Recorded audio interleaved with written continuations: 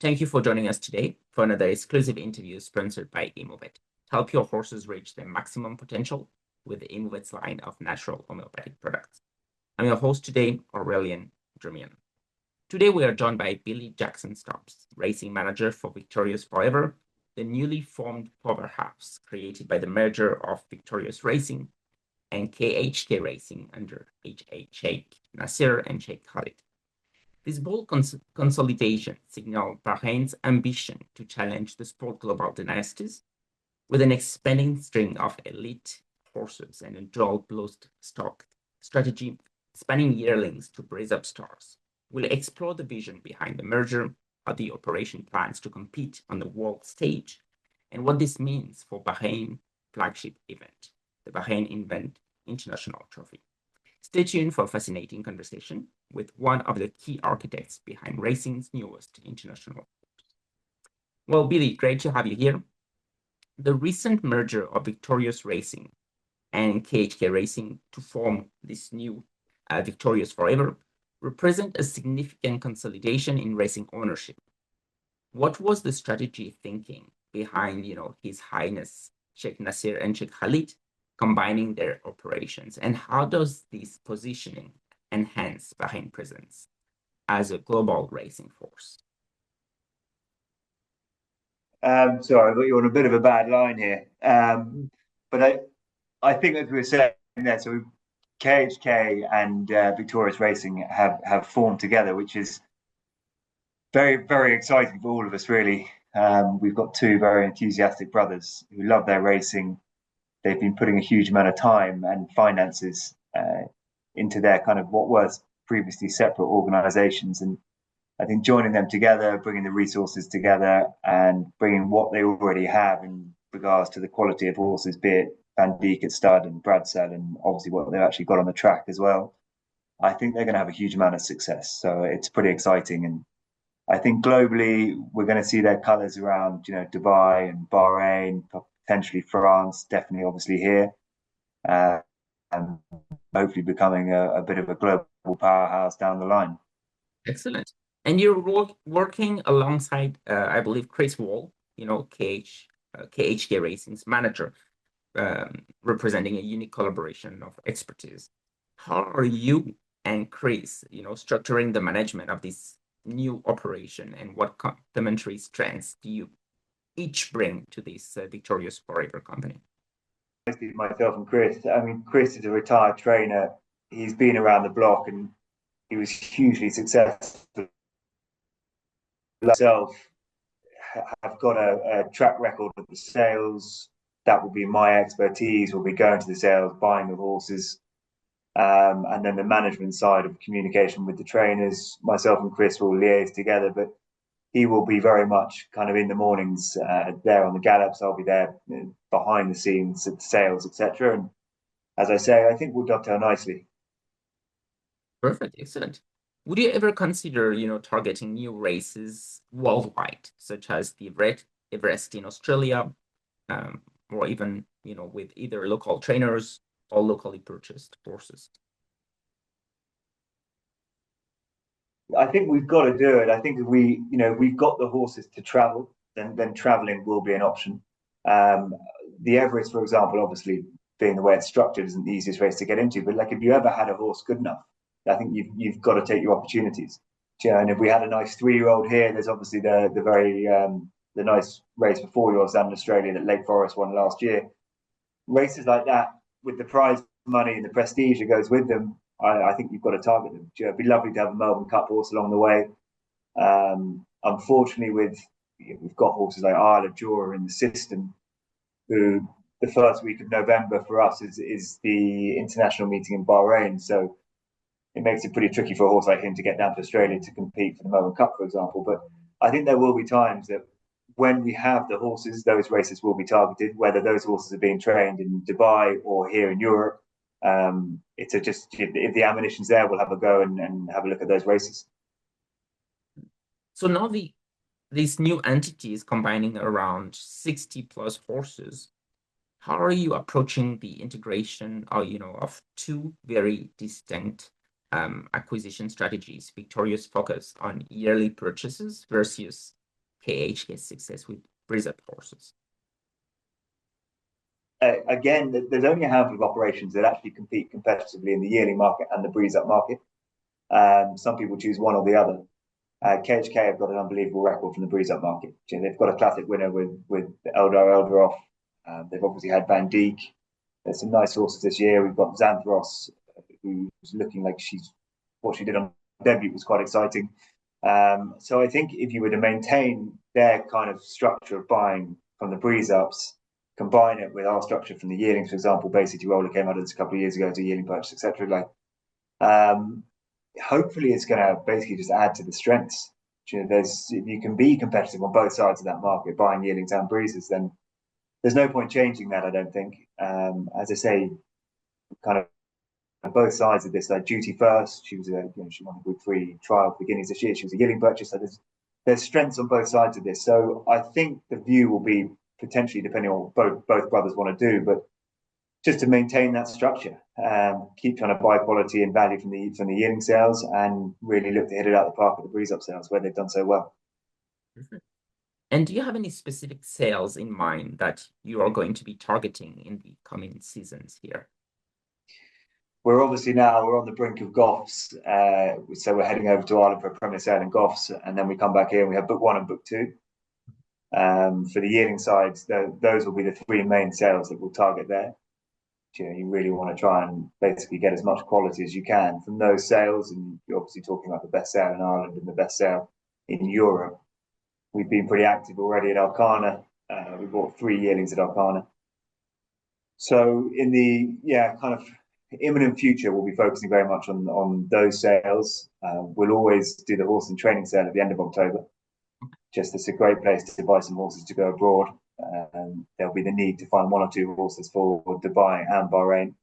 Bahrain is now just such a fantastic racing jurisdiction. We've got the Turf Series. You've obviously got all of the main cup races. It's hugely competitive. So for us to actually get a horse to compete at that level, we'll probably have to dig deep at the horse and training sale to find 1 or 2. And that's credit to Bahrain for just doing such a good job with their racing program. So in the foreseeable future, that's what we'll be focusing on. Any interest in new unexplored, let's say, operation like in Australia or maybe Hong Kong sales, or even other international bloodstock markets, that hasn't been tapped yet as an opportunity? It'll completely depend on what His Highness and Sheikh Khalid want to do. I mean, at this point in time, their kind of positions are quite heavily based here in Europe. There's a little bit of breeding stock in America, and there's nothing to say that down the line we might not be looking to do a little bit more over there. Again, it'll be very much it'll be depending on what His Highness and Sheikh Khalid decide that they want to do with regards to direction. But there's no reason to go off track a little bit. And if you want to try and apply to get a permit to run one in Hong Kong, for example, it could be a fun thing to do. I'm not saying we'll be targeting sales there, but there will be a bit of a view to be recycling some of the horses here to go elsewhere to be competitive in other jurisdictions like Dubai and Bahrain, as we said previously. So, but at this point in time, when it comes to sales, we'll probably just be focusing on what's happening in Europe. And how does this new merger compete, more efficiently against, let's say, maybe established racing superpowers like Coolmore, Godolphin, and Juddmonte? Well, I think the 3 powerhouses you've just described there, the root of their success is the breeding operation. I know, Godolphin are, as is Coolmore, they're very active in the buying market, but if you go back through some of their best horses through the last decade or 2 decades, it's a lot of those have been just homegrown talents from within their own organizations. So if we're going to take a long-term view on building a very successful operation for ourselves, there has to be a view that we need to get the roots right. We need to get some quality brood mares, and we need to breed efficiently, effectively. And one day you've got to look at people like Juddmonte, who would obviously be the envy of any kind of youthful organization. And if we could be a Juddmonte in years to come, you'd say that's been basically fantastically successful from our side, from our planning. So to be competitive against them is where we want to be. It's going to take time, but I think we just need to structure ourselves to focus, as well as spending a bit in the sales and yearlings and breezes. We need to be kind of rearing our own talent as well. With horses now carrying obviously the red and white seals across multiple jurisdictions from Bahrain to Britain, France to Dubai, how are you coordinating, trainers, relationships, and international campaigns to maximize the global impact of Victorious Forever? From that point of view, very it's made very easy by Sheikh Nasser.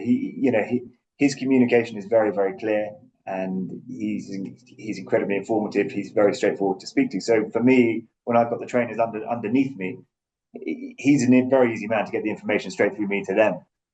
We're now working with a group of trainers that all of them they're all on board. We all have a vision for success with Victorious Racing, Victorious Forever.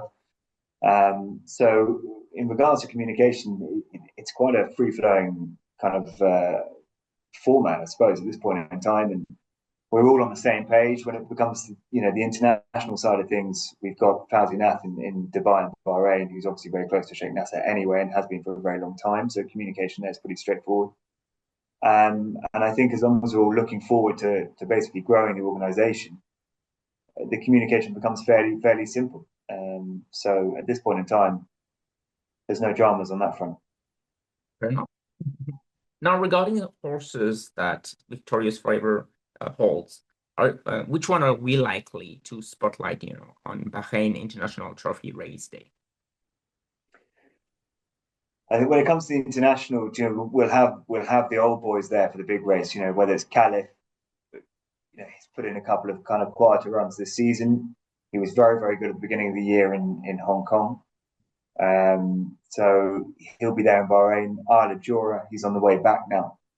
We're just looking to basically finalise a preparation race for him, and we're working back from that race in Bahrain. So those two will be showing up on the big day, in the big race.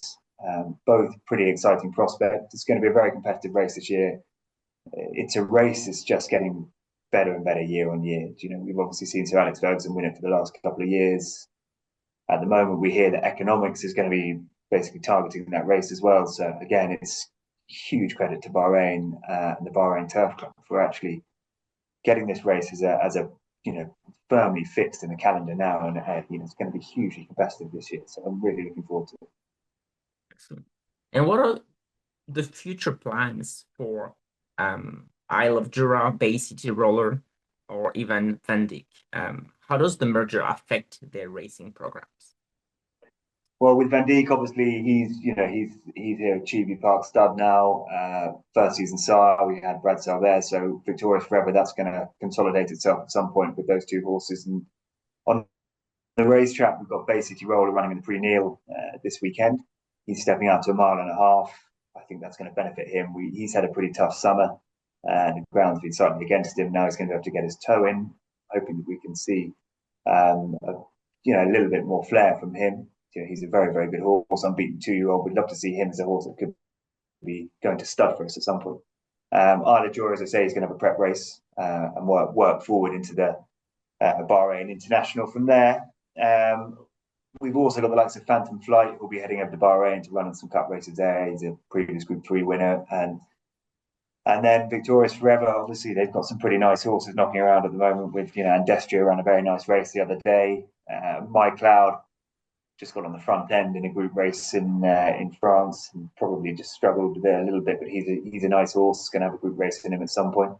And then we've obviously got Xanthos as well, who's meant to be running at the weekend under a penalty. So there's a lot of horses to be very excited about. There's also a huge amount of unraced 2-year-olds that were kind of brought for the coming year, 2026, and hopefully we can unravel something exciting from that group as well. Beautiful.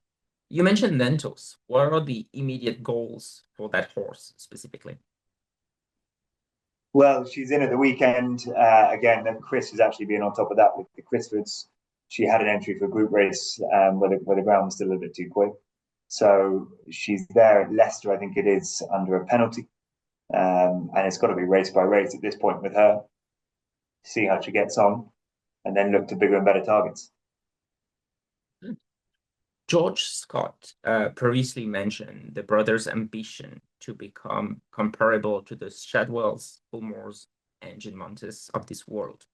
What does this long-term vision mean practically, and what timeline are you working toward for achieving this level of influence, especially in international racing? You've kind of got to work back from a 10-year plan, obviously break that down to what you see in the near future and step by step. But on a 10-year plan, we've got to shift from being big buyers in the yearling breeder market to actually hopefully being able to produce quite a few of our own homebreds, and then supplementing what we're breeding from the yearlings in the breeds up market. So we've got this plan in place, which involves obviously you're going to need a core broodmare band, and at the moment they have exactly that. There's a lot of very nice horses in the system, be it Fast Attack, who want to know so sharp. They've got a sister there called Pure Dignity to Sotas and Sister Charlie. Duty First, who's a Group 3 winner, is going to retire. There's a sister, Dabawi sister to Buccaneer Fuerte, and Wooded. Like there's a real core of bloodstock that actually could create some very nice horses. So breeding those properly, rearing those properly is basically a long-term plan, and actually developing some real quality from within ourselves. So I think that's got to be what we're considering at this point in time. Fair enough. And how does Victoria's forever participation, in prestigious races around the world, contribute to His Highness Shaikh Nasser's broader vision of establishing Bahrain as a destination that attracts and develops world-class racing talent?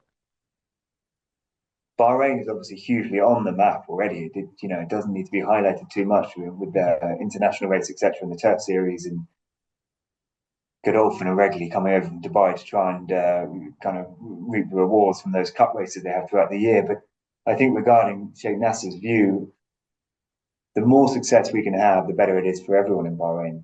Bahrain is becoming a hugely prominent power, whether it's Sheikh Sultan or Sheikh Dej or Sheikh Issa. All of these people, Sheikh Dej has had Ali, Sheikh Issa's got economics, for example. There's a huge amount of power within Bahrain, within the ownership group. And there's a lot of competition within Bahrain amongst one another. So I think for us, obviously, we all jointly, every single person working within the Bahrain organizations, just want to keep Bahrain, basically showing that it is at the top of its game. And it's as good as any other nation when it becomes, to its racing and its basically its power within racing and the people within there who are actually investing within the sport itself. So I think they're in a very good place. Perfect. And finally, Billy, on to the last question. So looking ahead, how do you see Victorious Forever evolving under that joint leadership of the two brothers? I think it's the most amazing thing about this partnership is just two hugely enthusiastic people about growing an operation, about their racing, and I could see it just being hugely successful. Maybe not the biggest organization that, I could see a lot of people might think it'll be a vast numbers, but having spoken to Sheikh Nasser, it wants to be a very streamlined, very effective, and hopefully very successful organization with not a crazy amount of numbers, but just really focusing on the quality. And so that's why I see it. And as I said, we will be focusing a little bit more on the breeding, which will take a little bit of time. But, let's just hope we can be as successful as everyone wants it to be. Excellent. Beautiful. Well, thank you so much for participating in this interview.